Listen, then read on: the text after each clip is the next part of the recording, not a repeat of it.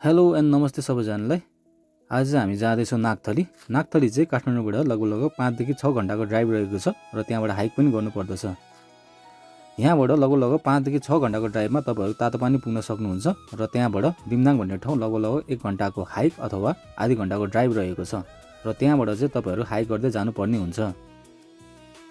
तातोपानीको गाडी पुग्नको लागि तपाईहरु सुरुमै माछापोखरीमा गएर बुझ्नुपर्ने हुन्छ।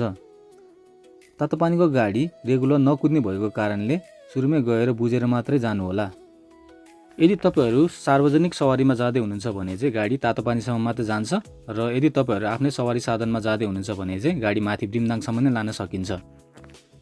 बिमदाङबाट लगभग 1.5 देखि 2 घण्टाको हाइक गरिसकेपछि हामी नागथली पुग्न सक्छौं, जुन चाहिँ 3100 मिटरको हाराहारीमा रहेको छ। नागथलीबाट 2 देखि 2.5 घण्टाको हाइक पछि चाहिँ हामी तारुचे भ्यू पोइन्ट पुग्न सक्छौं, जुन चाहिँ 3700 मिटरको हाराहारीमा रहेको छ।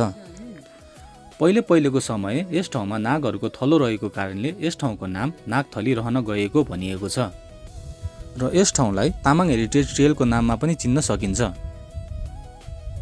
यदि तपाईहरु पनि नागथली घुम्न आउँदै हुनुहुन्छ भने चाहिँ 2 रात 3 दिन छुटाएर आउनु होला, ताकि यस ठाउँको रीतिरिवाज, संस्कृति, चलनचल्ती मजाले बुझ्न पाउन सक्नुहुनेछ।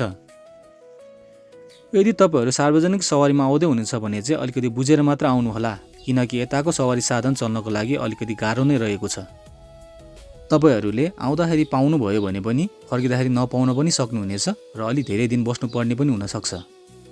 त्यसैले अलि धेरै दिन छुटाएर आउनु भयो भने अलि राम्रो हुनेछ। अब जाने होइन त तपाईहरु पनि नागथली, यहाँको संस्कृति, रीतिरिवाज र चलनचल्ती बुझ्नको लागि।